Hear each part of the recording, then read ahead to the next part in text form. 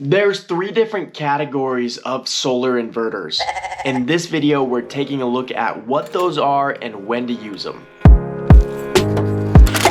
So we have off-grid inverters, on-grid inverters, and hybrid inverters. If we take a look at off-grid inverters first, these are the inverters that are generally used in remote locations. Off-grid cabin, a camping trailer, but really can be used in any application or integrated into any home. You cannot sell electricity to the power company with this inverter. So there's no net metering agreement or customer generation agreement where you can offset your electricity bill. You can use the power that it produces, but it doesn't comply with the regulations that the power company wants it to. These inverters are battery based, so you need to have batteries, whatever kind they are, that work with the inverter. An interesting thing about it is most of these inverters will work without solar panels, but they have to have batteries. In a lot of situations, you'll have batteries, solar panels, and a generator. So let's talk about on-grid inverters. These are generally used to sell electricity to the power company for financial benefit, whether it's offsetting your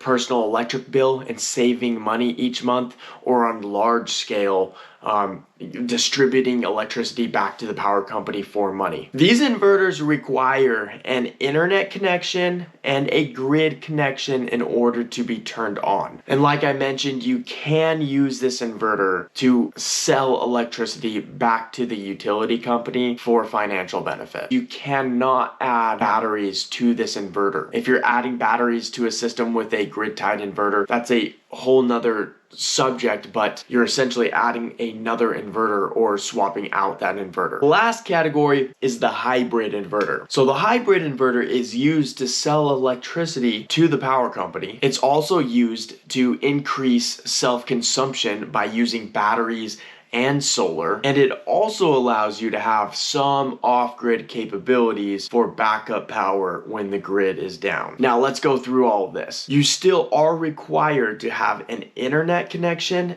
and the grid connection in order to turn this system on. There are some exceptions with variations of this inverter, but in most situations, you need both of those things in order to set up a hybrid inverter. So that means if the grid is down for an extended period of time, or there's no internet connection for an extended period of time, that inverter will only work for so long before it needs that connection. Like I mentioned, these inverters can be used to sell power back to the power company for financial benefit. And along with that, you can integrate batteries with this inverter.